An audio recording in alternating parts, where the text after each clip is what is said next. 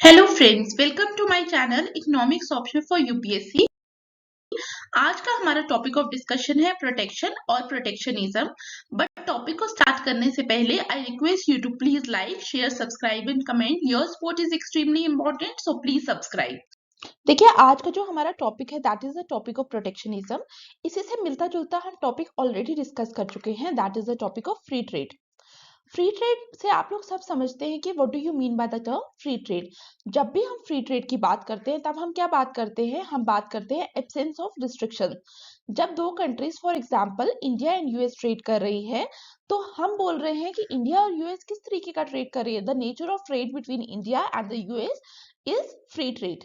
तो free trade का हमारा मतलब क्या है कि जब गुड इंडिया टू यूएस आएगा या यूएस टू इंडिया आएगा वो उसी तरीके से आएगा जैसे कहाँ पे आता है, जैसे डोमेस्टिक मार्केट के अंदर काम कर रहा है। फॉर एग्जाम्पल अगर मैं बात करूं जम्मू टू, मुझे कहाँ जाना है, मुझे जम्मू से लेकर जाना है गुड राजौरी तक, तो जम्मू टू राजौरी तक फ्री मूवमेंट ऑफ गुड्स मिलेंगी मुझे। उसी तरीके से जब हम फ्री ट्रेड की बात करेंगे इन द इंटरनेशनल मार्केट्स तब हम क्या बोलेंगे, जब एक कंट्री से दूसरी कंट्री की तरफ गुड जाएगा तो वो गुड किस तरीके से जाएगा कि वहां पे उसकी माइग्रेशन में, उसकी मूवमेंट पे किसी भी तरीके की क्या होगी, रिस्ट्रिक्शन नहीं होगी। क्लियर। और जिन लोगों ने फ्री ट्रेड का लेक्चर नहीं देखा तो I request please watch that lecture, क्योंकि जब भी आप उसके बाद प्रोटेक्शनिज्म को पढ़ेंगे तो आप लोगों के लिए उसको कॉन्सेप्ट को ग्रास्प करना थोड़ा इजी हो जाएगा। तो please do watch that lecture. उसका लिंक मैं आपको डिस्क्रिप्शन बॉक्स में दे दूंगी, प्लीज उसको देखिए। तो एब्सेंस ऑफ रिस्ट्रिक्शन। बट अभी का जो हमारा टॉपिक है that is the topic of protectionism. तो प्रोटेक्शनिज्म और फ्री ट्रेड का जो टॉपिक है that are two extreme topics. अगर फ्री ट्रेड कहता है कि एकदम गुड्स के माइग्रेशन पे क्या होना चाहिए, कोई भी रिस्ट्रिक्शन नहीं होना चाहिए। प्रोटेक्शनिज्म, प्रोटेक्शनिज्म में अगर आप देखेंगे तो यहाँ पे एक वर्ड आपको क्लियरली दिख रहा है दैट इज प्रोटेक्शन। तो प्रोटेक्शनिज्म में हम बात किसकी कर रहे हैं, we are talking about protection की गवर्नमेंट क्या, सॉरी इंडस्ट्रीज क्या बोल रही है कि हमें क्या करिए, प्रोटेक्ट करिए। ठीक है, तो यहाँ पे क्या है, आपको सबसे पहली बात तो ध्यान रखनी है प्रोटेक्शनिज्म में। अगर आप वर्ड को ध्यान से देखेंगे कि प्रोटेक्शन मांगी जा रही है, प्रोटेक्शन किसके द्वारा मांगी जा रही है, कौन डिमांड कर रहा है इकोनॉमी में ये प्रोटेक्शन डिमांड की जा रही है bye domestic industries. Domestic industries बोल रही है कि हमें क्या करिए, हमें प्रोटेक्ट करिए। बट किससे प्रोटेक्शन चाहिए, ठीक है, प्रोटेक्शन चाहिए उनको फॉरेन कंपटीशन से, क्योंकि हम सब जानते हैं कि जो फॉरेन कॉम्पिटिटर्स हैं वो लोग क्या करेंगे, वो एफिशिएंटली अपने प्रोडक्ट को प्रोड्यूस करेंगे। उनका जो प्रोडक्ट है वो क्या होगा, वो कम रेट्स के अंदर प्रोड्यूस होगा। तो डोमेस्टिक इंडस्ट्रीज कह रही है कि हमें क्या करिए, हमें फॉरेन कॉम्पिटिशन से आप लोग क्या करिए, प्रोटेक्ट करिए। लेकिन किसको बोल रही है, टू गवर्नमेंट। गवर्नमेंट को डोमेस्टिक इंडस्ट्रीज ने बोला कि हमें क्या करिए, फॉरेन इंडस्ट्रीज से प्रोटेक्ट करिए, फॉरेन कंपटीशन से प्रोटेक्ट करिए। This is all about protectionism. अब हम इसी चीज को एक एग्जांपल की मदद से समझने की कोशिश करते हैं, लेट्स सी। तो हम under the concept of protectionism बात किसके कर रहे हैं, हम बात कर रहे हैं ग्लोबल ट्रेड की, हम बात कर रहे हैं इंटरनेशनल लेवल के ऊपर जो ट्रेड हो रहा है उसकी। तो हमने बोला कि जब ग्लोबल लेवल के अंदर ट्रेड हो रहा है, इंटरनेशनल ट्रेड हो रहा है, तब क्या होगा, तब दो कंट्रीज के बीच में ट्रेड होगा। फॉर एग्जांपल मल्टीलेटरल ट्रेड होता है। बट यहाँ पे हम इस चीज को सिंप्लीफाई करने के लिए ज्यूम कर रहे हैं कि यहाँ पे क्या हो रहा है, दो कंट्रीज क्या कर रही है, ट्रेड कर रही है। मतलब ट्रेड का नेचर किस तरीके का आपको देखने को मिल रहा है, द ट्रेड का नेचर जो है वो कैसा है, that is a bilateral trade. Bilateral का क्या मतलब हुआ, बिटवीन टू कंट्रीज जो ट्रेड होता है दैट इज बाइलेटरल ट्रेड। अब आप लोग मुझे कमेंट में बताइए मल्टीलेटरल ट्रेड का क्या मतलब होगा। ठीक है, तो बाइलेटरल ट्रेड हो रहा है। फॉर एग्जांपल हमने बोला, हमने एज्यूम किया बिटवीन इंडिया एंड यूएस के बीच में क्या हो रहा है, ट्रेड हो रहा है। यूएस क्या कर रहा है, यूएस क्या कर रहा है, कैपिटल अबंडेंट कंट्री है। ठीक है, जब यूएस कैपिटल अबंडेंट कंट्री है तो आप लोग हेक्स्टर-ओलिन मॉडल को याद करिए। हेक्स्टर-ओलिन मॉडल ने क्या कहा, हेक्स्टर-ओलिन मॉडल कहता है being US is a capital abundant country, तो यूएस क्या करेगा, US should specialise in the production as well as exports of what, capital intensive good. Clear, यही कहता है हेक्स्टर-ओलिन मॉडल। तो अकॉर्डिंग टू हेक्स्टर-ओलिन यूएस क्या करेगा, यूएस क्या करेगा, कैपिटल इंटेंसिव प्रोडक्ट को मैन्युफैक्चर करेगा। फॉर एग्जांपल यूएस क्या करता है, यूएस वॉशिंग मशीन्स को प्रोड्यूस करता है। जब यूएस वॉशिंग मशीन्स को प्रोड्यूस कर रहा है तो कहीं ना कहीं अब यूएस क्या करेगा, प्रोडक्शन के साथ साथ यूएस क्या करेगा, एक्सपोर्ट भी करेगा ऑफ द वॉशिंग मशीन। तो यूएस ने क्या किया, यूएस ने इंडिया को एक्सपोर्ट किया वॉशिंग मशीन।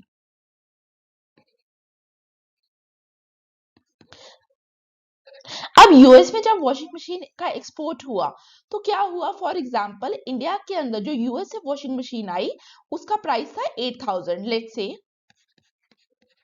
अब यहाँ पे इंडिया के अंदर भी कोई मैन्युफैक्चरर है जो क्या कर रहा है, जो वॉशिंग मशीन को ही प्रोड्यूस कर रहा है।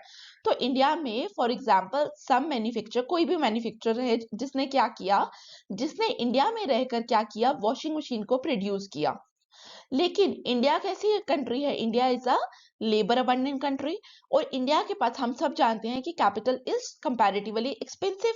तो इंडिया के पास कैपिटल एक्सपेंसिव है, तो इंडिया अकॉर्डिंग टू हेक्स्चर-ओलिन, हेक्स्चर-ओलिन ने क्या कहेगा इंडिया के केस में, हेक्स्चर-ओलिन मॉडल कहेगा कि इंडिया कि आपके केस में आपको वॉशिंग मशीन इतनी एफिशिएंटली आप प्रोड्यूस नहीं कर पाओगे, so you should not. But India बोल रहा है कि नहीं, मुझे भी क्या करना है, मुझे भी वॉशिंग मशीन प्रोड्यूस करनी है। ठीक है, क्योंकि आप लोग जानते हैं कि आजकल के जो प्रेजेंट सिनेरियो है, बेशक हम लोग लेबर अबंडेंट कंट्री है, बट हमारी कंट्री में भी तो कैपिटल इंटेंसिव गुड्स प्रोड्यूस हो रहे हैं। ठीक है, कुछ मात्रा में तो होंगे। तो इंडिया बोल रहा है कि मेरे को भी क्या करना है, मुझे भी वॉशिंग मशीन प्रोड्यूस करनी है। तो लेकिन जब इंडिया ने वॉशिंग मशीन प्रोड्यूस करना स्टार्ट की तो क्या हुआ, द रिजल्ट इज इंडिया की वॉशिंग मशीन पड़ रही है 10,000 रुपए की। अब मुझे बताइए कि यहाँ से यूएस जो इंडिया का कंज्यूमर है उसके पास दो ऑप्शंस हैं। ऑप्शन क्या है इंडिया के कंज्यूमर के पास, एक तो उसको मिलेगी यूएस से वॉशिंग मशीन इंपोर्टेड। ठीक है, तो यूएस से जो वॉशिंग मशीन आ रही है वो कितनी आ रही है, 8,000 रुपए की उसके पास। तो यहाँ पे हमारा जो डोमेस्टिक प्रोड्यूसर है उससे भी उसके पास वॉशिंग मशीन आ रही है। जो डोमेस्टिक प्रोड्यूसर से वॉशिंग मशीन आ रही है उसका प्राइस इंडियन कंज्यूमर को कितना पड़ रहा है, 10,000 रुपए। ठीक है, तो आप लोग मुझे बताइए, आप लोग रेशनल कंज्यूमर्स हैं, आप लोग मुझे बताइए कि आप अगर आपको परचेज करनी हो, आप कौन सी मशीन प्रोड्यूस करोगे। और हम ये भी एज्यूम कर रहे हैं कि फीचर सेम है, क्योंकि काफी लोगों के दिमाग में आ रहा होगा मैम इंपोर्टेड करेंगे, बट इंपोर्टेड और डोमेस्टिक को छोड़िए, दोनों मशीन्स की फीचर सेम है। लेकिन आप लोग मुझे बताइए, हम लोग उन चीजों को कांस्टेंट ले रहे हैं। ठीक है, लेकिन आप लोग मुझे बताइए कि आपको एक मशीन 8,000 की मिल रही है और एक मशीन 10,000 की मिल रही है विद द सेम फीचर्स, आप क्या डिमांड करेंगे, आप डिमांड करेंगे द वॉशिंग मशीन जो हम कहां से इंपोर्ट कर रहे हैं, that we imported from US. The reason being, याद करिए लॉ ऑफ डिमांड।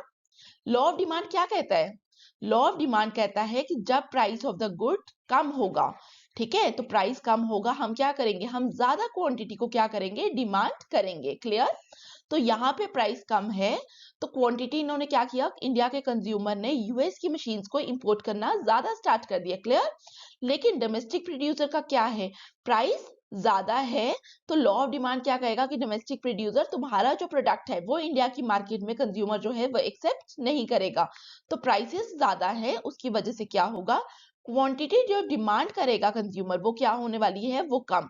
तो इंडिया के कंज्यूमर के केस में ये सिनेरियो आएगा और यूएस के केस में क्या आएगा, ये सिनेरियो। क्लियर, तो आप मुझे बताइए कि डोमेस्टिक प्रोड्यूसर के पास क्या कोई इंसेंटिव रहेगा to produce their goods, to produce domestic washing machine. तो जो इंडिया का प्रोड्यूसर है, डोमेस्टिक प्रोड्यूसर है, उसके पास कोई भी इंसेंटिव नहीं रहेगा टू प्रोड्यूस वॉशिंग मशीन। तो इंडिया का प्रोड्यूसर क्या करने वाला है, इंडिया का प्रोड्यूसर जाएगा गवर्नमेंट के पास, गवर्नमेंट को बोलेगा कि क्या आप मुझे क्या करिए, मुझे प्रोटेक्शन दीजिए। तो यहां से डोमेस्टिक प्रोड्यूसर गया with two the government, government के पास चिल्लाने लगा कि प्लीज प्रोवाइड मी प्रोटेक्शन। अब गवर्नमेंट कहेगी ठीक है मैं आपकी बात समझ रही हूँ, तो गवर्नमेंट देखेगी मुझे करना क्या है, गवर्नमेंट को अल्टीमेटली प्रोटेक्शन किस तरीके की देनी है जिसकी वजह से क्या हो, जो इंडिया के प्रोड्यूसर का प्रोडक्ट है वो क्या हो, वो बिकना स्टार्ट हो। इंडिया के प्रोड्यूसर का प्रोडक्ट कब बिकना स्टार्ट होगा, जब इंडिया के प्रोड्यूसर का जो प्राइस है वो किससे कम हो जाएगा, वो कम हो जाएगा यूएस से। ठीक है, तो इंडिया का जो प्राइस होगा, इंडियन प्रोडक्ट का प्राइस, वो क्या होना चाहिए, after providing protection by the government, वो क्या होना चाहिए, वो लेस देन होना चाहिए यूएस के कंपैरेटिवली, जो प्राइस यूएस का प्रोडक्ट का है उससे कम होना चाहिए। क्लियर, तो अब क्या होगा, अब गवर्नमेंट के पास जाएगी, गवर्नमेंट को समझ आया कि हमें ये करना है, तो गवर्नमेंट ने क्या किया, गवर्नमेंट ने कहा कि ठीक है अब मैं क्या करता हूँ, मेरे पास दो ऑप्शंस हैं। ऑप्शंस क्या है मेरे पास, या तो मैं क्या करूं, यूएस के प्रोडक्ट के ऊपर क्या लगा दूं, टैरिफ लगा दूं, और भी रिस्ट्रिक्शंस होती है, लेकिन हमें क्या करना है, गवर्नमेंट को दिख रहा है कि मुझे क्या करना है, या तो मुझे क्या करना है यूएस के प्रोडक्ट का प्राइस बढ़ाना है, या दूसरी चीज मुझे क्या करनी है, इंडिया के प्रोडक्ट का प्राइस कम करना है। ठीक है, तो यहाँ पे प्राइस बढ़ाने का मतलब क्या है कि मैं क्या करूँ, गवर्नमेंट कह रही है कि मुझे क्या करना चाहिए, मुझे एक टैक्स इंपोज कर देना चाहिए, किस पे, on the product imported by US, imported from US to India. जो यूएस से प्रोडक्ट इंडिया पे आ रहा है तो हमें क्या करेंगे, हम टैक्स लगा देते हैं उस पे। तो गवर्नमेंट ने अब टैरिफ लगा दिया। तो जब गवर्नमेंट ने टैरिफ लगा दिया यूएस के प्रोडक्ट में, फॉर एग्जांपल गवर्नमेंट ने क्या किया, 3,000 रुपए का टैरिफ लगा दिया। तो आप मुझे बताइए, यूएस के प्रोडक्ट जब इंडिया में आएगा तो उसका प्राइस क्या मिलेगा इंडियन कंज्यूमर के लिए, that will be 8,000 plus 3,000, that is 11,000। लेकिन जो इंडिया का प्रोड्यूसर है उसका प्राइस क्या है, इंडिया के प्रोड्यूसर का प्राइस स्टिल कितना है, 10,000 रुपए। ठीक है, तो 11,000, तो 10,000 इज लेस देन 11,000। तो गवर्नमेंट ने कहा कि ठीक है भाई, इंडिया के प्रोड्यूसर तुम्हारा जो इंडियन प्राइस है अब क्या हो गया, that is less than that of the price of US. Clear हुआ यहाँ तक? तो यहाँ पे इंडिया के प्रोड्यूसर ने कहा कि हाँ, अब क्या होगा, अब मेरा प्रोडक्ट बिकेगा। गवर्नमेंट ने कहा हाँ, वो मुझे भी पता है कि बिकेगा। गवर्नमेंट ने कहा, लॉ ऑफ डिमांड पढ़ा था माइक्रो इकोनॉमिक्स की क्लास में, गवर्नमेंट ने कहा कि लॉ ऑफ डिमांड की क्लास पढ़, तो तुझे पता चल जाएगा कि क्या हो जाएगा। लॉ ऑफ डिमांड क्या बोल रहा है, तुम्हारा प्राइस मैंने कम कर दिया as compare to, relative price हो रहा है ना यहाँ पे, तो as compare to the price of the US producer तुम्हारा प्राइस मैंने कम कर दिया। उसकी वजह से क्या होगा, क्वांटिटी डिमांडेड अल्टीमेटली क्या करेगी, बढ़ जाएगी। क्लियर? ये तो मैंने आप लोगों के साथ एक सिनेरियो शेयर किया जहां पे गवर्नमेंट ने क्या किया, टैरिफ इंपोज किया। बट गवर्नमेंट को करना क्या था, गवर्नमेंट को क्या करना था, इंडियन प्राइस को कम करना था एज कंपेयर टू यूएस का जो प्राइस था, यूएस के प्रोडक्ट का प्राइस था, करना तो गवर्नमेंट को ये है। तो गवर्नमेंट ने क्या किया, एक तो क्या किया, टैरिफ इंपोज किया, 3,000 रुपए बढ़ा दिए यूएस के प्रोडक्ट के ऊपर एज टैरिफ, और अल्टीमेटली जो उसका प्राइस आने वाला है दैट इज 11,000। एक तो गवर्नमेंट ने ये चीज की।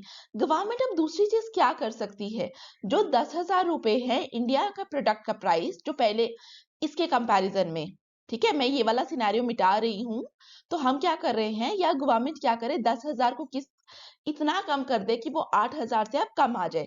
फॉर एग्जाम्पल गवर्नमेंट ने अब क्या किया, 3,000 की सब्सिडी दे दी to the Indian producer. Government ने कहा इंडियन प्रोड्यूसर को, मैं तुम्हें क्या कर रहा हूँ, सब्सिडी प्रोवाइड कर रहा हूँ। इंडियन प्रोड्यूसर ने कहा, तो इसका मतलब क्या हुआ, तो गवर्नमेंट कह रही है कि आप क्या करिए, आप अपना प्रोडक्ट कंज्यूमर को क्या करिए, 7,000 पे दीजिए। लेकिन इंडिया का प्रोड्यूसर कह रहा है नहीं नहीं गवर्नमेंट, मैं अगर अपना प्रोडक्ट 7,000 का दूंगा इंडियन प्रोड्यूसर को, तो मेरा प्रोडक्ट जो है वो क्या होगा, वो लॉस में होगा, अल्टीमेटली मुझे तो कंपनी बंद करनी पड़ेगी। गवर्नमेंट कहेगी मैं क्या बोल रही हूँ, मैं बोल रही हूँ कि सब्सिडी दे रही हूँ मैं। सब्सिडी का मतलब क्या है, जो एक्स्ट्रा अमाउंट है, जो आप गवर्नमेंट, जो आप कंज्यूमर को सस्ते में प्रोडक्ट कर दे रहे हो, इसका मतलब आप कंज्यूमर को क्या दे रहे हो, 7,000 में। तो जो लास्टली जो अमाउंट बच रहा है 3,000 का, वो गवर्नमेंट बोल रही है कि मैं प्रोड्यूसर, तुम चिंता मत करो, मैं तुम्हें दूंगी। तो गवर्नमेंट ने कहा कि प्रोड्यूसर बी काम, अब जो 3,000 है वो कहां से आएगा, वो तुम्हारे पास आएगा, वो लेकिन कहां से आएगा, वो मेरे मेरे ट्रेजरी से आने वाला है। तो 3,000 रुपए कौन दे रहा है अब प्रोड्यूसर को, 3,000 रुपए आ गए गवर्नमेंट से।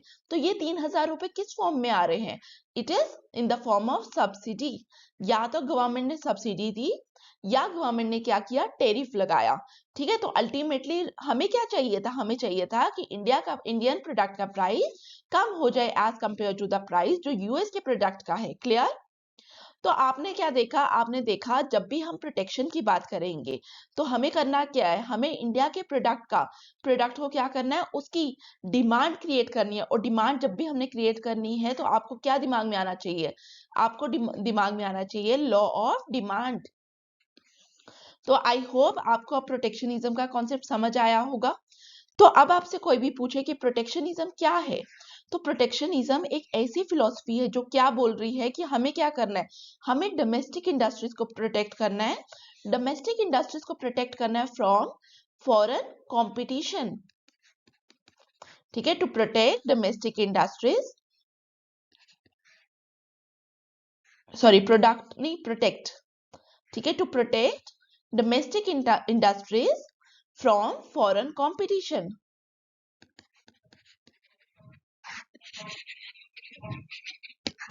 और यहाँ पे मैंने आप लोगों को दो टूल समझाए। टूल्स कौन कौन से समझाए मैंने आपको?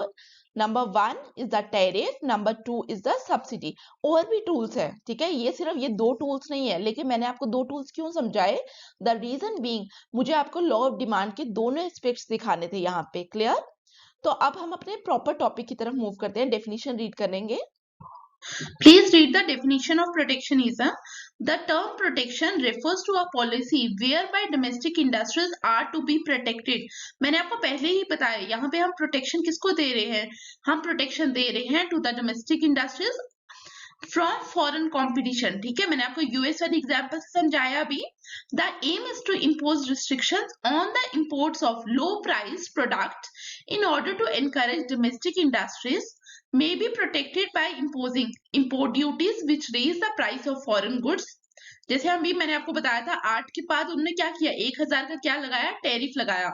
टैरिफ को ही यहाँ पे उन्होंने क्या कह दिया, टैरिफ को ही यहाँ पे क्या कहा, import duty, which raise the price of foreign goods by more than the price of, sorry, domestic है यहाँ पे, by more than the price of domestic goods, or they may be protected by quotas or other non-tariff restrictions, which makes imports of cheap foreign goods difficult or impossible, or the domestic industries may be paid subsidies or bounties to enable them to compete cheap foreign goods. अब यहाँ पे आप लोगों को I hope एक basic understanding होगी कि protection है क्या, प्रोटेक्शनिज्म का कॉन्सेप्ट बोल क्या रहा है।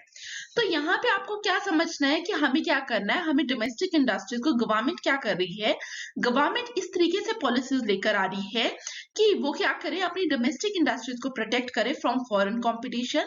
पॉलिसीज किस तरीके की होंगी कि फॉरेन इंडस्ट्री का जो प्रोडक्ट अभी तक क्या था लो प्राइस, उसका प्राइस बढ़ जाए, या हमारी डोमेस्टिक इंडस्ट्री का जो प्रोडक्ट है उसका प्राइस क्या करे, फॉल कर जाए, ताकि अल्टीमेटली क्या हो, जो मार्केट के अंदर जो प्रोडक्ट बेचा जाए, जिस प्रोडक्ट की डिमांड राइज हो, वो कौन सा प्रोडक्ट हो, वो प्रोडक्ट हो डोमेस्टिक इंडस्ट्रीज का rather than that of foreign industries. ठीक है, तो इसके अलावा जितनी भी टर्म्स आई यहाँ पे, इंपोर्ट ड्यूटीज, कोटा, सब्सिडीज, ये हम अलग लेक्चर के अंदर पढ़ेंगे, बट अभी के लिए आई होप आप लोगों को प्रोटेक्शनिज्म का कॉन्सेप्ट समझ आ गया। फिर हम देखते हैं कि आर्ग्यूमेंट्स फॉर प्रोटेक्शन। तो यहाँ पे हम एक इकोनॉमिक आर्ग्यूमेंट्स देखेंगे और another one is non economic arguments. जो लोग कहते हैं कि प्रोटेक्शन को हमें सपोर्ट करना चाहिए, कि हाँ यहाँ पे एक रिक्वायरमेंट है प्रोटेक्शनिज्म की, हम डायरेक्टली फ्री ट्रेड की तरफ नहीं जा सकते, वो लोग क्या बोलते हैं, उन्होंने क्या आर्ग्यूमेंट्स दिए हैं? Number 1 terms of trade argument, number 2 bargaining और retaliation argument, number 3 anti dumping argument, number 4 diversification argument, number 5 infant industry argument, number 6 is the sunset industries argument, Number 7, socially important or key industries argument. Number 8 is the employment argument. Number 9, balance of payment argument. Number 10 is the revenue argument. Then pauper labor argument. Then keeping money at home argument. फिर इसके अलावा जो non economic argument है, that is the defence argument and the patriotism और nationalism argument. हम इनको अलग अलग डिस्कस करेंगे, बट एक ब्रीफ आइडिया लेते हैं जिससे आपको क्लियर हो जाएगा और आपको क्राम करने की भी जरूरत नहीं पड़ेगी। देखिए, मैंने आपको क्या बोला कि टैरिफ का मतलब क्या है, प्रोटेक्शन का मतलब क्या है, कि हमें क्या करना है, गवर्नमेंट को क्या करना है, गवर्नमेंट को इस तरीके से अपनी पॉलिसीज को फ्रेम करना है ताकि क्या हो कि हमारी जो डोमेस्टिक इंडस्ट्रीज है वो अल्टीमेटली क्या रहे, वो अल्टीमेटली प्रोटेक्टेड रहे। क्लियर? तो हम यहाँ पे बात क्या कर रहे हैं, हमें प्रोटेक्शन प्रोवाइड करना टू द डोमेस्टिक इंडस्ट्रीज। यहां तक क्लियर हुआ? अब देखिए, जब भी हम प्रोटेक्शन प्रोवाइड कर रहे हैं, जैसे हमने बोला कि जो फॉरेन गुड था, एग्जांपल याद करिए, फॉरेन गुड आप वो लोग कितने का बेच रहे थे, 8000 का, बट गवर्नमेंट ने क्या किया, प्लस 1000 लगा दिया एज अ टैरिफ। जब ये टैरिफ लगा दिया 1000 रुपए का ऑन दिस फॉरेन गुड, तो ये 1000 रुपए कहाँ पे जाएगा, आप लोग मुझे बताइए कमेंट बॉक्स पे। ये गुड जाने वाला है किसके पास, गवर्नमेंट के पास। ये टैरिफ चला गया गवर्नमेंट के पास। तो मुझे बताइए, गवर्नमेंट के पास जब ये पैसा जा रहा है तो क्या हम कहेंगे गवर्नमेंट के खाते में क्या आने वाला है, गवर्नमेंट नाउ रिसीव्ड रेवेन्यू। ठीक है, तो रेवेन्यू वाला कॉन्सेप्ट आपको समझ आया। एक चीज कि जब भी हम टैरिफ की बात करेंगे, कभी कभी ये रेवेन्यू आता भी है और कभी कभी नहीं भी आता है। ठीक है, रेवेन्यू कब नहीं आएगा, एनी आइडिया? जब हम एक्सपोर्ट सब्सिडीज की बात करेंगे तो गवर्नमेंट के ट्रेजरी से पैसा जा रहा है, government did not receive anything. तो यहाँ पे ये याद रखना है। बट काफी लोगों ने क्या किया, रेवेन्यू आर्ग्यूमेंट भी देते हैं जब भी, क्योंकि tariff is the most common form of protectionism. तो हमने क्या किया, हमने एक प्रोटेक्शन दी किसको, टू द डोमेस्टिक इंडस्ट्रीज, क्योंकि उसका सोल मोटो ही ये था, protection to the domestic industries. ठीक है, दूसरा मैंने आपको क्या बताया कि रेवेन्यू आया गवर्नमेंट के पास। तीसरा हमने क्या बोला, हमने बोला कि जब भी हम फॉरेन गुड्स, फॉरेन इंडस्ट्री से, फॉर एग्जांपल यूएस क्या कर रहा था, यूएस इंडिया में प्रोडक्ट बेच रहा था। अब अगर फ्री ट्रेड है, फ्री ट्रेड में क्या करेगा, यूएस इंडिया को 8,000 में मशीन बेचता जाएगा। इंडिया का जो कंज्यूमर है वो क्या करेगा, वो यूएस से मशीन लेगा। द रीजन बीइंग, क्योंकि इंडिया में जो मैन्युफैक्चरर है वो कितने की बना रहा था, 10,000 की। तो इंडिया का मैन्युफैक्चरर कहेगा कि यार तुम तो महंगे में दे रहे हो, तो मैं तुमसे क्यों लूं। तो आस्ता आस्ता क्या करेगा, यूएस सस्ते में बेचेगा। तो सस्ते में बेचने की वजह से क्या हुआ, हमारे इंडिया को उसने क्या किया, उसने एक डंपिंग मार्केट की तरह कंसीडर करना स्टार्ट कर दिया। तो हम इंडिया में नहीं, हम चाहते कि हम सिर्फ बाहर का प्रोडक्ट आए और वही बिके। हम क्या चाहते हैं कि हमारे यहाँ पे अपने प्रोडक्ट्स भी बिके। तो हम क्या करेंगे, हम इंडिया को डंपिंग ग्राउंड की तरह नहीं देखना चाहते। तो हम क्या करेंगे कि हम बोलेंगे कि जैसे ही टैरिफ लगाया, तो टैरिफ लगाने से क्या होगा, हम टैरिफ इस एक्सटेंड तक लगाएंगे कि जो यूएस का प्रोडक्ट है जो इंडिया में बेच रहा था यूएस, वो क्या हो, वो महंगा हो जाए। फॉर एग्जाम्पल यूएस ने क्या किया, 3,000 रुपए, सॉरी इंडियन गवर्नमेंट ने 3,000 का टैरिफ लगा दिया ऑन द वॉशिंग मशीन जो यूएस से इंडिया आ रही थी। तो 3,000 का लगाएगा तो कितना हो जाएगा, 11,000। तो 11,000 की वजह से क्या हुआ, यूएस की जो वॉशिंग मशीन है वो इंडिया के अंदर बिकना कम होगी। तो आप लोग मुझे बताइए, गवर्नमेंट ने क्या किया, गवर्नमेंट ने क्या थ्रू टैरिफ इस डंपिंग को रोका या नहीं रोका। तो रोका, तो हम क्या बोलेंगे, कहीं ना कहीं कि एंटी डंपिंग आर्ग्यूमेंट, की गवर्नमेंट की पॉलिसी इस तरीके की थी कि वो क्या कर रही है, वो डंपिंग को होने नहीं दे रही है। क्लियर? अब आप एक और चीज सोचिए, जब यूएस इंडिया के अंदर प्रोडक्ट बेच रहा है, ठीक है, under free trade US India को क्या कर रहा है, वॉशिंग मशीन सोल्ड कर रहा है 8,000 रुपए की। तो इंडिया का जो मैन्युफैक्चरर है वो देख रहा है कि इंडिया में प्रोडक्ट बिकना रुक गया है। तो इंडिया में क्या हो रहा है, प्रोडक्ट क्या हो रहा है, प्रोडक्ट की सेल जो है वो कम होती हुई दिखाई दे रही है। तो अल्टीमेटली इंडिया में जो प्रोड्यूसर है, इंडिजीनियस प्रोड्यूसर, उसको क्या लगेगा कि उसको कंपनी को क्या कर देना चाहिए, शट डाउन कर देना चाहिए। तो जैसे ही वो शटडाउन के बारे में सोचेगा, तो मुझे बताइए, जो लोग यहाँ पे लेबर फोर्स काम कर रही है, क्या वो लॉस में नहीं जाएगी? तो लेबर फोर्स क्या होने वाली है, लेबर फोर्स भी क्या होने वाली है, अनएम्प्लॉयड। लेकिन जैसे ही गवर्नमेंट ने प्रोटेक्शन लगा दी, 8,000 की मशीन होगी 11,000 रुपए में, तो अब क्या होगा, इंडिया वाले कितने की बना रहा था, 10,000 की। तो क्या इंडिया में जो मैन्युफैक्चरर है उसको उसको आफ्टर प्रोटेक्शनिज्म क्या करना पड़ेगा, अपनी कंपनी को, अपने मैन्युफैक्चरिंग यूनिट को शट डाउन करना पड़ेगा या नहीं? तो आंसर इज नहीं, बिकॉज 10,000 की वजह से क्या हुआ, लॉ ऑफ डिमांड याद करिए। 10,000 की वजह से क्या हुआ, उसके प्रोडक्ट की डिमांड मार्केट में फिर से क्या करेगी, फ्लरिश करेगी। और जैसे ही उसकी मार्केट में डिमांड बढ़ेगी, तो आपको क्या देखने को मिलेगा, आपको देखने को मिलेगा कि उसकी जो कंपनी है, उसका जो मैन्युफैक्चरिंग यूनिट है वो शट डाउन नहीं करेगा। और अगर शट डाउन नहीं करेगा, क्या उसकी लेबर फोर्स जो है वो मार्केट से उसको कंपनी से निकालने की जरूरत होगी? तो नहीं होगी। तो अल्टीमेटली हम क्या बोलेंगे कि एम्प्लॉयमेंट जो है उसको भी एक प्रोटेक्शन मिलेगा। क्लियर हुआ यहाँ तक? फिर एक बार वापिस से आप लोग थियरीज ऑफ ट्रेड याद करिए। तो जब भी हम थियरीज ऑफ ट्रेड पढ़ते हैं, फॉर एग्जांपल हेक्स्चर-ओलिन थ्योरी, बताइए मुझे हेक्स्चर-ओलिन थ्योरम क्या कहती है?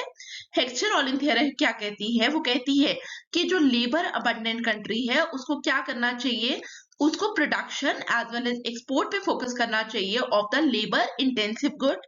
और जो कैपिटल अबंडेंट कंट्री है उसको क्या करना चाहिए, कैपिटल इंटेंसिव गुड पे फोकस करना चाहिए। अब मुझे बताइए कि अगर लेबर अबंडेंट कंट्री सिर्फ लेबर इंटेंसिव गुड पे ही फोकस करेगी और कैपिटल अबंडेंट कंट्री सिर्फ कैपिटल इंटेंसिव गुड पे ही फोकस करेगी, तो आपको नहीं लगता कि लेबर अबंडेंट कंट्री पे जो कैपिटल इंटेंसिव गुड है वो क्या होगा, निग्लेक्ट हो जाएगा।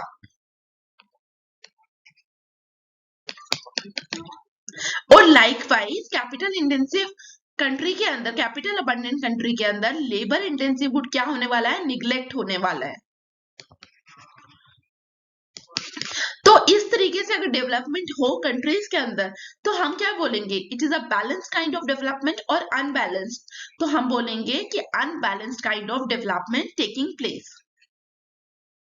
लेकिन हम लोग क्या चाहते हैं, हम लोग चाहते हैं कि हमारे ओवरऑल हर सेक्टर्स जो है इंडस्ट्रीज के वो क्या हो, वो साइमल्टेनियसली डेवलप हो। अगर आपकी कंट्री में कैपिटल इंटेंसिव सेक्टर्स डेवलप हो रहे हैं तो साथ में क्या होना चाहिए, एग्रीकल्चर सेक्टर भी डेवलप होना चाहिए, ठीक है। और यहाँ पे भी हम क्या बोलेंगे, अगर आपका एग्रीकल्चर डेवलप हो रहा है तो सर्विसेज भी डेवलप होना चाहिए। लाइकवाइज आपका क्या होना चाहिए, आपका मैन्युफैक्चरिंग सेक्टर भी डेवलप होना चाहिए। बट यहाँ पे तो हमें क्या देखने को मिल रहा है, अगर हम कंप्लीटली फ्री ट्रेड की बात करें तो यहाँ पे हमें क्या देखने को मिल रहा है कि सिर्फ लेबर इंटेंसिव सेक्टर डेवलप होगा, कैपिटल इंटेंसिव क्या हो जाएगा, निग्लेक्ट होगा। और कैपिटल इंटेंसिव अगर हम डेवलप करना चाहते हैं in the labour abundant country तो हमें क्या करना पड़ेगा, हमें इन इंडस्ट्रीज को क्या करना पड़ेगा, हमें इन इंडस्ट्रीज को क्या करना पड़ेगा, प्रोटेक्शन देना पड़ेगा। Likewise for labour intensive good तो हम क्या बोलेंगे कि जब भी हम बैलेंस डेवलपमेंट चाहेंगे कंट्री के अंदर तो हमें क्या करना पड़ेगा, हमें प्रोटेक्शनिज्म को यूज करना पड़ेगा। तो हम यहाँ पे क्या कह सकते हैं, डाइवर्सिफिकेशन आर्ग्यूमेंट।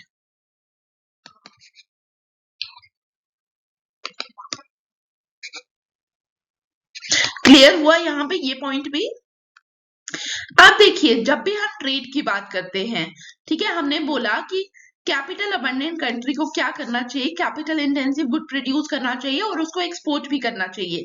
बट अगर हम इंडिया की बात करें तो इंडिया क्या है, India is a labour abundant country और हमारा अकॉर्डिंग टू हेक्स्चर-ओलिन थ्योरम हमारे गुड्स कैसे होने चाहिए, हमारे गुड्स में production as well as export पे हमें किन गुड्स पे फोकस करना चाहिए, on the labour intensive products.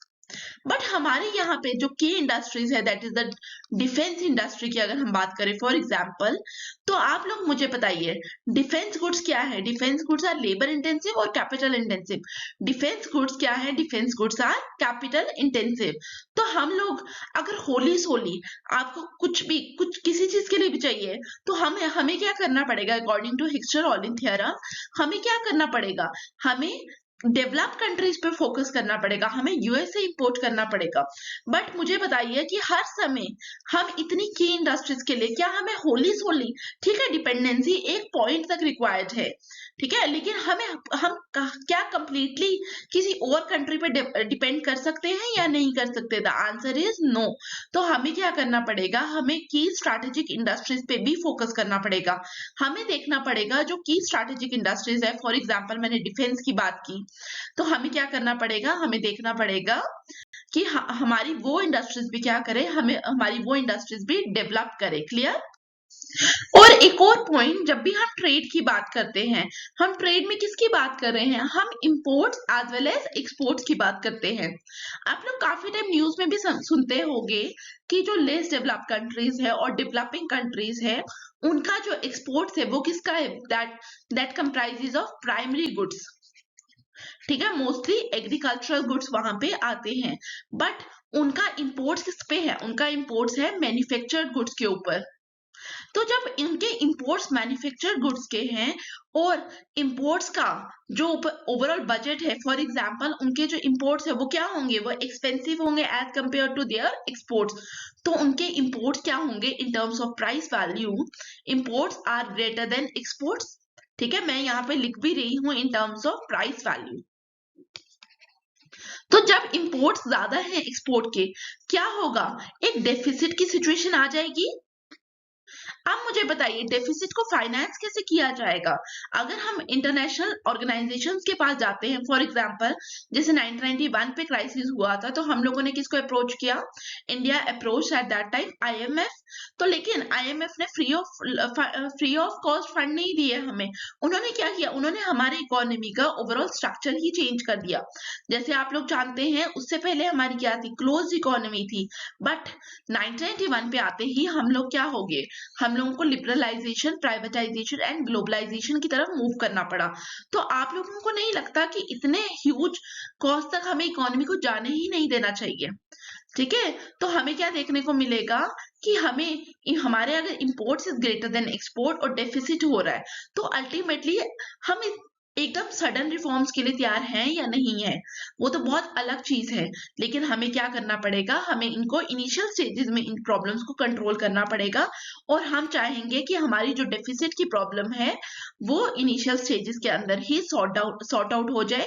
और सॉर्ट कैसे होगी? जब हम क्या करेंगे? इंपोर्ट्स को कम करने की कोशिश करेंगे। और इंपोर्ट्स को हम कम कैसे करेंगे? By imposing tariff, by imposing the policy of protectionism. Clear? फिर देखिए कुछ कंट्रीज ऐसी भी हैं जहां पे क्या है, जहां पे लेबर के रिवॉर्ड्स बहुत हाई हैं। ठीक है, हाई वेजेस की बात की जाएंगी वहां पे। जब हम कह रहे हैं कि लेबर की वेजेस बहुत हाई हैं, तो जो प्रोडक्ट ये लेबर प्रोड्यूस करेगी, वो प्रोडक्ट क्या होने वाला है? वो प्रोडक्ट होने वाला है महंगा। ठीक है, प्रोडक्ट की प्राइसेस क्या होंगे? प्रोडक्ट प्राइसेस हाई होंगे डेफिनेटली। अब हमने बोला कि प्रोडक्ट प्राइसेस हाई होंगे, तो आप लोग मुझे बताइए कुछ ऐसी कंट्री भी होंगी जहां पे क्या है? लेबर सस्ता है, लो वेजेस है, और यहाँ पे क्या होगा? प्रोडक्ट के प्राइसेस फॉल करेंगे, कम प्राइसेस होंगे प्रोडक्ट के। अब ये लोग प्रोड्यूस कर रहे हैं, और फॉर एग्जाम्पल यहाँ से इन लोगों ने क्या बनाया? साबुन बनाया, और इन्होंने भी बनाया साबुन। अब जब यहाँ से ये लोगों का प्रोडक्ट दूसरी कंट्री पे जाएगा जहां पे हाई वेजेस है, तो मुझे बताइए कौन सा प्रोडक्ट की डिमांड आएगी according to law of demand? According to law of demand किसकी डिमांड ज्यादा होगी मार्केट के अंदर? इन इसकी। द रीजन में, क्योंकि ये प्रोडक्ट क्या होने वाला है? सस्ता होने वाला है। तो हाई वेजेस, तो यहाँ से क्या होगा? अल्टीमेटली जो ये वाला प्रोडक्ट है ये तो बिकेगा नहीं, तो यहाँ से क्या होने वाला है? ये जो लेबर है ये क्या हो सकता है? गरीब हो सकता है। ठीक है, तो हमें क्या करना है? हमें इस लेबर को भी क्या करना है? इस लेबर को भी प्रोटेक्ट करना है। तो प्रोटेक्शनिज्म दी जाएगी, प्रोटेक्शनिज्म की पॉलिसी अडॉप्ट की जाएगी गवर्नमेंट में। किस कंट्री में? जहां पे वेजेस क्या है? हाई। क्यों की जाएगी? बिकॉज वो गवर्नमेंट क्या चाहेगी? वहां में गवर्नमेंट चाहेगी कि हमारे यहाँ पे जो लेबर है उसको हम क्या करें? उसको हम प्रोटेक्शन प्रोवाइड कर सके। क्लियर? और साथ में जब मैंने आपको बोला कि इंपोर्ट्स, ठीक है, बैलेंस ऑफ पेमेंट वाले पे वापस आइए। हमें क्या कर रहे हैं? हम इंपोर्ट्स को कम कर रहे हैं। पहले हम इंपोर्ट कर रहे थे, फॉर एग्जांपल मैंने ये पेन लिया जापान से। जब जापान से मेरे पास ये पेन आया, तो मैं क्या कर रही हूँ? मैं इस पेन के रिटर्न में उनको पैसा दे रही हूँ। तो मेरा पैसा कहाँ जा रहा है? मेरा पैसा पहले गया जापान। लेकिन गवर्नमेंट ने बोला कि अब मैं क्या करूंगी? अब हम जापान से पेन नहीं ले सकते हैं। तो अब क्या होगा? अब जो जापान से हम पेन ही नहीं ले रहे, तो पैसा कहाँ रहा? पैसा हमारा रहा विद इन आवर कंट्री। तो हम यहाँ पे प्रोटेक्शनिज्म की पॉलिसी में हम ये भी कहेंगे कि गवर्नमेंट क्यों अडॉप्ट करती है प्रोटेक्शनिज्म? बिकॉज गवर्नमेंट काफी टाइम चाहती है कि घर का पैसा कहाँ रहे? घर पे ही रहे। ठीक है, तो keeping the money at home is also an argument which supports what, कि हमें क्या करना चाहिए? हमें प्रोटेक्शनिज्म की पॉलिसी को अडॉप्ट करना चाहिए। क्लियर? तो वापिस से स्लाइड में आइए, आर्ग्यूमेंट फॉर प्रोटेक्शनिज्म, जहां पे इकोनॉमिक आर्ग्यूमेंट्स था। अब देखिए आप लोगों को कौन कौन से आर्ग्यूमेंट्स क्लियर हो गए। देखिए हम लोगों ने एंटी डंपिंग, आई होप आप लोगों को क्लियर हो गया। डाइवर्सिफिकेशन क्लियर हो गया। इन्फेंट इंडस्ट्री क्लियर हो गया। फिर की इंडस्ट्रीज क्लियर हो गया, जहां पे मैंने आपको क्या बताया? डिफेंस इंडस्ट्रीज की बात की। एम्प्लॉयमेंट वाला क्लियर हो गया। बीओपी आर्ग्यूमेंट क्लियर हो गया। रेवेन्यू आर्ग्यूमेंट क्लियर हो गया। तो यहां से हम लोग के कौन कौन से बचे? Terms of trade argument. तो हमारा यहाँ पे कौन कौन सा रहा? Terms of trade, then bargaining और retaliation, then sunset industries argument. ठीक है, तो अभी हम ये भी देखते हैं। फिर इसके अलावा हम लोगों ने ये भी देख लिया, pauper labour argument and keeping money at home argument. तो आप लोगों के 12 में से कितने क्लियर हो गए? 9 क्लियर हो गए। तो अगर अभी भी आपको डाउट है किसी भी आर्ग्यूमेंट में जो अभी तक हमने डिस्कस किया, तो प्लीज उसको कमेंट बॉक्स पे लिखिए, ताकि आपको फर्दर कोई भी प्रॉब्लम ना रहे इन चीजों के अंदर। देखिए, यूपीएससी में अभी तक तो इससे रिलेटेड कोई क्वेश्चन नहीं आया है, बट यहाँ पे जो टर्म्स ऑफ ट्रेड आर्ग्यूमेंट है, इससे क्वेश्चन आता है, क्योंकि पार्शियल इक्विलिब्रियम और जनरल इक्विलिब्रियम पे हम अलग से टॉपिक पढ़ेंगे, तो वहां पे यूपीएससी आप लोगों से पूछती है क्वेश्चन। तो मैं आप लोगों के साथ फर्दर क्लासेस के अंदर वो क्वेश्चन भी डिस्कस करूंगी, और टॉपिक तो हम करेंगे ही अलग से। लेकिन अभी के लिए आप लोगों को क्या करना है, ये जो छोटे छोटे टॉपिक्स है, तो प्लीज इनको इग्नोर मत करिए, क्योंकि काफी बार जो 10 मार्कर पे क्वेश्चन आता है ना, तो वो क्वेश्चन हमें नहीं पता कि यूपीएससी क्या पूछेगी। यूपीएससी कुछ भी पूछ सकती है। तो मैं आप लोगों को बोल रही हूँ कि ये जो बेसिक क्वेश्चन है, जैसे फ्री ट्रेड, प्रोटेक्शनिज्म, हम लोगों के पास कंटेंट होना चाहिए लिखने के लिए। आप ये भी नहीं है कि बिल्कुल ब्लैंक होकर जाइए, इस तरीके से मत जाइए एग्जाम में। तो ठीक है, अब हम मूव करते हैं वापिस से आगे। अब देखिए, सबसे पहले मैं आप लोगों से डिस्कस करूंगी सनसेट आर्ग्यूमेंट। देखिए, काफी वेल एस्टैब्लिश्ड इंडस्ट्रीज की बात की जाती है यहाँ पे। बेसिकली 1970s का टाइम था। 1970s में क्या हुआ, ये यूरोप के अंदर कुछ काफी लेबर इंटेंसिव इंडस्ट्रीज थी। तो लेबर इंटेंसिव इंडस्ट्रीज जो यूरोप के अंदर थी, वेल एस्टैब्लिश्ड इंडस्ट्रीज थी। For example in the textile sector की अगर हम बात करें, other than that steel industry थी। ये बहुत वेल एस्टैब्लिश इंडस्ट्री थी। इनको कंपटीशन आया।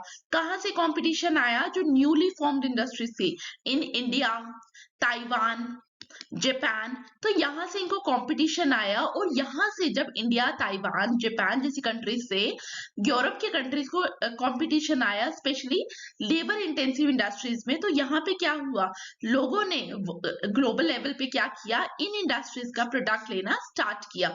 जब लोगों ने इन इंडस्ट्रीज के प्रोडक्ट की डिमांड की, स्पेशली यूरोप के अंदर भी, क्योंकि जो भी फॉर एग्जाम्पल क्या करना है, किसी को बिल्डिंग बनानी है, तो जब बिल्डिंग बनानी है तो कहीं ना कहीं आप सब जानते हैं स्टील लगने वाला है एज रॉ मटेरियल। जब स्टील लगेगा बिल्डिंग बनाने के लिए, तो बिल्डर क्या करेगा, बिल्डर ये नहीं देखेगा कि मेरे को इंडिया से सस्ता मिल रहा है या यूरोप से मिल रहा है।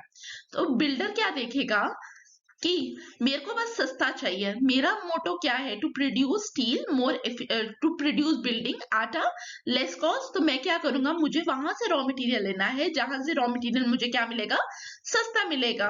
तो बिल्डर जाएगा इंडिया के पास, बिल्डर जाएगा ताइवान के पास, बिल्डर जाएगा जापान के पास। ठीक है, तो यहाँ पे भी 1970s में इसी तरीके का सिनेरियो डेवलप हुआ यूरोप के अंदर। तो यूरोप में गवर्नमेंट ने कहा, जब ये लेबर इंटेंसिव इंडस्ट्रीज गवर्नमेंट के पास गई, गवर्नमेंट को बोला कि इस तरीके से हम प्रॉब्लम फेस कर रहे हैं, तो काफी लोगों ने इस चीज पे चर्चा की, और गवर्नमेंट ने क्या किया, गवर्नमेंट ने कहा कि हमें क्या करना चाहिए, हमें इन जो हमारी पुरानी well established labour intensive industries है, हमें इनको क्या करना चाहिए, हमें इनको प्रोटेक्ट करना चाहिए, हमें इनको टेम्पररी प्रोटेक्शन देना चाहिए। तो गवर्नमेंट ने इस तरीके से क्या किया, टेम्पररी प्रोटेक्शन दिया इन इंडस्ट्रीज को, जो क्या थी, जो पुरानी इंडस्ट्रीज थी। और टेम्पररी प्रोटेक्शन क्यों दिया गया, ताकि जो भी इनके लूप होल्स है, अब उनको वो क्या करे, उनको वो कवर कर सके। ठीक है, तो इसी आर्ग्यूमेंट को हम क्या बोलते हैं इकोनॉमिक्स की टर्म में, सनसेट आर्ग्यूमेंट। इसके लिए एक छोटा सा नोट है, प्लीज राइट डाउन। आप लोग ये अपने नोट्स पे ऐड करिए। Sunset argument implies that sun is getting on such mature industries of Europe, which should be granted temporary protection such that they may be able to re-equip and regain competitiveness. This is sunset argument. तो अब हमने क्या देखना है, अब हमारे दो arguments बचे हैं, that is terms of trade argument and the bargaining argument.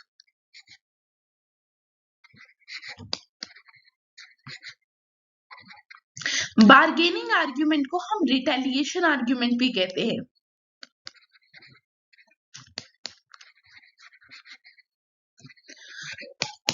तो सबसे पहले हम बार्गेनिंग और रिटेलिएशन आर्ग्यूमेंट,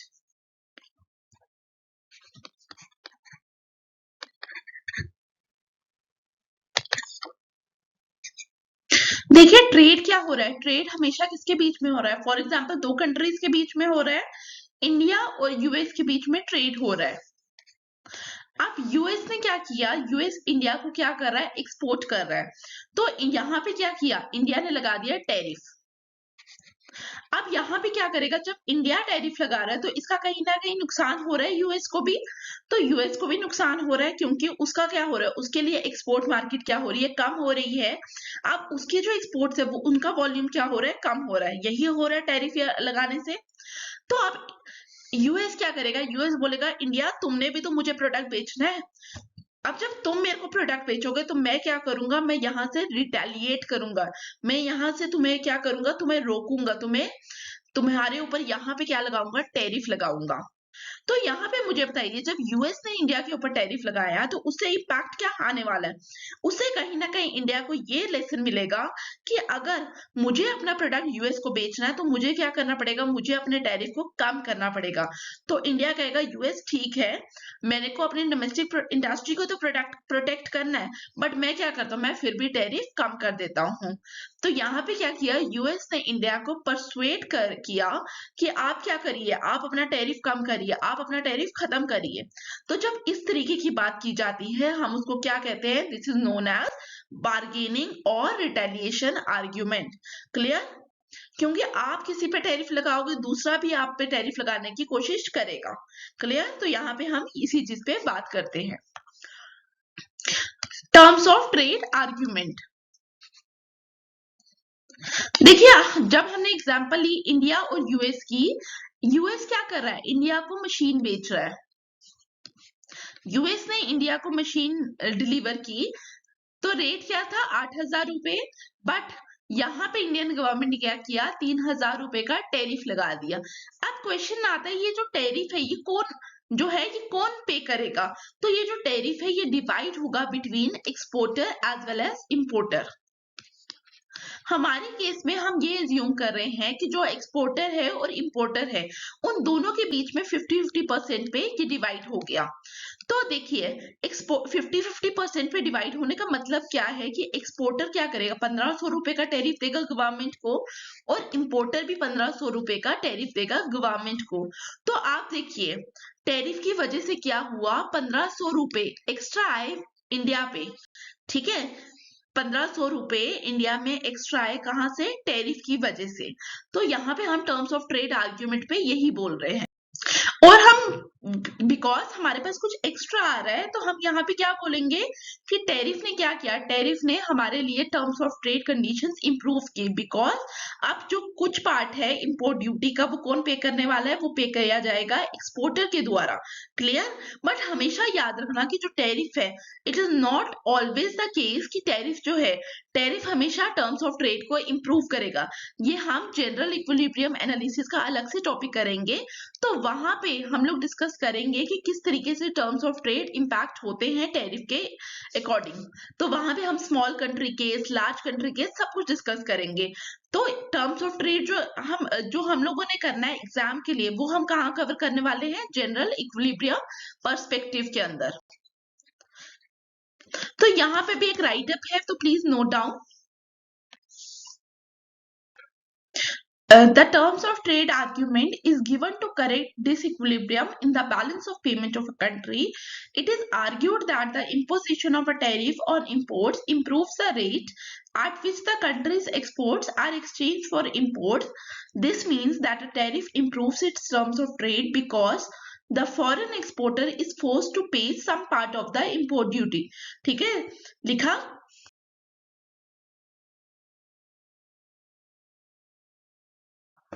तो देखिए हम लोगों ने कौन कौन से देख लिए, टर्म्स ऑफ ट्रेड देख लिया, बार्गेनिंग और रिटालिएशन देख लिया, एंटी डंपिंग देख लिया, डाइवर्सिफिकेशन देख लिया, इन्फेंट इंडस्ट्री आर्ग्यूमेंट भी कंप्लीट हो गया, सनसेट भी देख लिया, सोशली इंपॉर्टेंट और की इंडस्ट्रीज भी देख लिया, then employment, then balance of payment, then revenue. ये 10 पॉइंट्स आप लोग लिख सकते हैं, आई होप। फिर हम लोगों ने पॉपर लेबर आर्ग्यूमेंट भी देख लिया, keep money at home arguments भी देख लिया। अगर आप लोगों को 10 मार्कर में क्वेश्चन आ जाता है कि नीड फॉर प्रोटेक्शनिज्म, तो आई होप आप लोग ये क्वेश्चन अटेम्प्ट कर पाएंगे। अब हम देखेंगे non economic argument. Non economic argument में सबसे पहला है defence argument and number 2 is the patriotism और नेशनलिज्म आर्ग्यूमेंट। देखिए जब हम डिफेंस आर्ग्यूमेंट की बात करते हैं तो सबसे पहले तो आपको क्लियर होना चाहिए कि यहाँ पे हम सिर्फ डिफेंस की बात नहीं कर रहे हैं, ठीक है। डिफेंस आर्ग्यूमेंट से हमारा मतलब डिफेंस इंडस्ट्री नहीं है। हमारा मतलब क्या है, अगर हम एग्रीकल्चर की बात करें तो यहाँ पे मैं आपको समझाने की कोशिश करूंगी कि कैसे एग्रीकल्चर और डिफेंस जो है वो हमारा इंटर रिलेटेड है। तो यहाँ पे मैं आपके साथ एक छोटा सा इंसिडेंट शेयर करती हूँ। देखिए 1950-60s का टाइम था। तो 1950-60s में आप लोगों को पता है कि जो इंडिया था, India India food scarcity face कर रहा था। द रीजन बीइंग जो हमारे पास वेस्ट पंजाब था, जो हमारा बहुत फर्टाइल रीजन था प्री पार्टीशन। तो वेस्ट पंजाब किसके पास चला गया? West Punjab goes to Pakistan. और वहीं दूसरी तरफ जो हमारा आज का बांग्लादेश है, वो कहाँ किसको मिल गया? वो भी मिल गया पाकिस्तान को। तो हमारे हेविली फर्टाइल रीजन किसको पास चले गए? पाकिस्तान के पास। तो जब हमारे हेविली फर्टाइल रीजन्स पाकिस्तान के पास चले गए, तो आपको नहीं लगता कि कहीं ना कहीं इंडिया को क्या मिलेगा? India suffers with the problem of food shortage. तो इंडिया के पास क्या आया? Problem of food shortage. तो फूड शॉर्टेज आई इंडिया के पास। तो बट इंडियन गवर्नमेंट को क्या करना था? इंडियन गवर्नमेंट को फूड की जो शॉर्टेज है उसको पूरा करना है। तो शॉर्ट टर्म में उन्होंने क्या किया? उन्होंने यूएस जैसी कंट्री से हेल्प ली। तो यूएस स्टार्टेड एक्सपोर्टिंग PL480, एक वेराइटी ऑफ व्हीट थी एट दैट टाइम।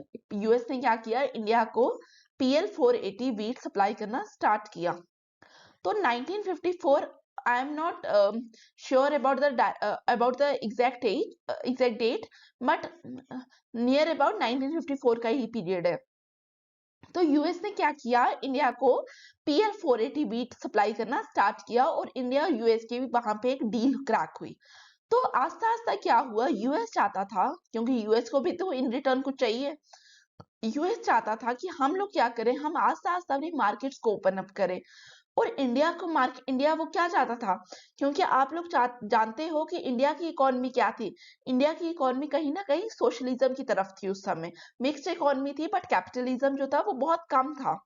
तो इंडिया की economy was not open up. Government का जो कंट्रोल था 1950-60s के टाइम, गवर्नमेंट का कंट्रोल बहुत ज्यादा एमिनेंट रोल जो था वो किसका था? वो गवर्नमेंट का रोल था। हर सेक्टर पे गवर्नमेंट जो थी उसी का लाइसेंस राज आप लोग जानते होंगे। तो गवर्नमेंट का रोल था। लेकिन यूएस क्या चाहती थी? यूएस चाहती थी हम लोग क्या करें? अपनी मार्केट्स ओपन अप करें। और वहीं पे 1962 और 1965 के टाइम पे हम क्या कर रहे थे? हम वॉर्स फेस कर रहे थे with China as well as Pakistan. अब हम वॉर फेस कर रहे हैं, पैसा हमारे पास है नहीं। अब हमें क्या चाहिए? अब हमें फूड के लिए हम इस असिस्टेंस पे रिलाई कर रहे हैं। बट इस टाइम क्या किया? यूएस ने अपनी ये जो सपोर्ट थी from India in the form of PL480 wheat, US ने क्या किया? इस सप्लाई को खींच लिया। और यूएस ने कहा या तो आप लोग क्या करिए, अपनी मार्केट्स को ओपन अप करिए, या आप लोग क्या करिए, या हम लोग आपको क्या करेंगे? व्हीट सप्लाई नहीं करेंगे। तो आप लोग इज्यूम कर सकते हैं कि कितनी ज्यादा प्रॉब्लमैटिक सिचुएशन में इंडिया उस समय रहा होगा। तो ये सिर्फ इंडिया के लिए, अगर आप उस टाइम पे देखिए तो इंडिया के लिए फूड प्रॉब्लम जो थी वो हमारे लिए सिर्फ खाने तक सीमित नहीं रह रही थी, एग्रीकल्चर सेक्टर पे सीमित नहीं रह रही है। वो हमारे टाइम हमारे लिए कैसी प्रॉब्लम बन रही है? It is a war type problem. तो इंडिया ने क्या किया? इंडिया ने उसके बाद आप सब जानते हो इंडिया ने क्या किया? ग्रीन रेवोल्यूशन की तरफ जाने की कोशिश की, ताकि हम लोग क्या करें? हम लोग अपने किसानों को बोले कि आप लोग क्या करो, आप इस तरीके की प्रोडक्शन करो जहां पे क्या हो, जहां पे प्रोडक्टिविटी ज्यादा हो, प्रोडक्शन ज्यादा हो, और इन रिटर्न हमारे पास क्या हो? हमारे पास फूड शॉर्टेज जैसी प्रॉब्लम खत्म हो जाए। तो 1970s में आपने देखा भी होगा कि हमारे पास क्या हुआ? हम फूड शॉर्टेज की प्रॉब्लम से निकल आए और आस्ता आस्ता हम ग्लोबल फूड सप्लायर बनना स्टार्ट हो गए। तो मैं आपको यहाँ पे ये नहीं समझा रही हूँ कि कैसे ग्रीन रेवोल्यूशन आया। मेरा इंटेंट यहाँ आपको ये चीज कन्वे करने का ये है कि एग्रीकल्चर सेक्टर पे हमने बात की, बट कैसे उसने एग्रीकल्चर सेक्टर में एक प्रॉब्लम आई और वो कैसे डिफेंस तक हमारी लेके गई। तो हम डिफेंस आर्ग्यूमेंट पे इसी चीज पे बात करेंगे। तो इसके रिगार्डिंग भी एक छोटा सा राइटअप लिख लीजिए। A country should adopt the policy of protecting its industries from the standpoint of national defense.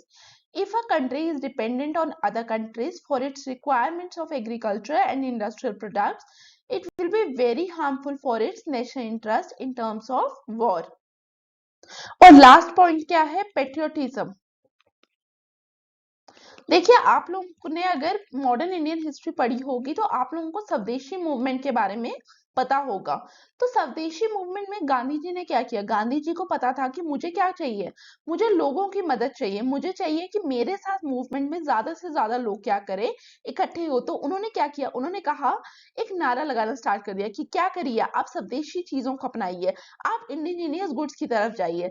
The reason being कि जो लोग हैं, गांधी जी को पता है कि लोगों को क्या चाहिए, लोगों को एक जरिया मिल जाएगा कि to connect with the country, to connect with the movement. तो उन्होंने क्या किया? उन्होंने कहा लोगों को स्वदेशी गुड्स को अपनाइए। तो जब लोगों ने स्वदेशी गुड्स को अपनाया तो वहां पे क्या हुआ? वहां पे उनको एक फीलिंग आई पेट्रियोटिज्म की, नेशनल सेंटिमेंट्स उनके अंदर एरोज हुए। तो दैट्स वाई कि हम भी आज के टाइम पे, अगर काफी टाइम आप लोग सुनते होंगे, बाय इंडियन बी इंडियन, ठीक है, इस तरीके के काफी नारे लगते रहते हैं। तो यहाँ पे हम इस तरीके के आप स्लोगन क्यों सुनते हैं? क्योंकि गवर्नमेंट भी कुछ टाइम्स में क्या करती है कि वो चाहती है कि कि यहाँ के लोगों में क्या हो, यहाँ के लोगों में एक पेट्रियोटिज्म की फिलोसफी आए, यहाँ पे एक नेशनल सेंटिमेंट लोगों के बीच में एरोज हो। क्लियर? तो अभी तक हम लोगों ने इस टॉपिक के अंदर economic as well as non economic arguments को डिस्कस कर लिया है। आई होप आप लोगों को economic as well as non economic arguments पे किसी भी पॉइंट पे कोई प्रॉब्लम नहीं आ रही हो। अगर फिर भी आप लोगों को प्रॉब्लम आ रही है तो कमेंट बॉक्स पे मेंशन कर सकते हैं। अदर देन दिस, आप लोग एक टेलीग्राम चैनल पे भी उसको कमेंट कर सकते हैं, और मोस्टली मेरे अलावा भी आप लोग अगर एक दूसरे को भी हेल्प कर सकते हैं वहां पे डायरेक्ट मैसेज के थ्रू, तो वहां पे एक कम्युनिटी बिल्ड करिए, और वहां पे जितने भी आपके डाउट्स है तो try to help each other. Other than this, आप लोगों के लिए क्वेश्चन है, जो क्वेश्चन का आंसर आप लोग टेलीग्राम चैनल पे शेयर करिए। Discuss the need for protection in less develop Nations. I hope आज का आपको टॉपिक अच्छा लगा हो। अगर आज का टॉपिक आपको वैल्यूएबल लगता है तो please like, share, subscribe and comment, and thank you for watching.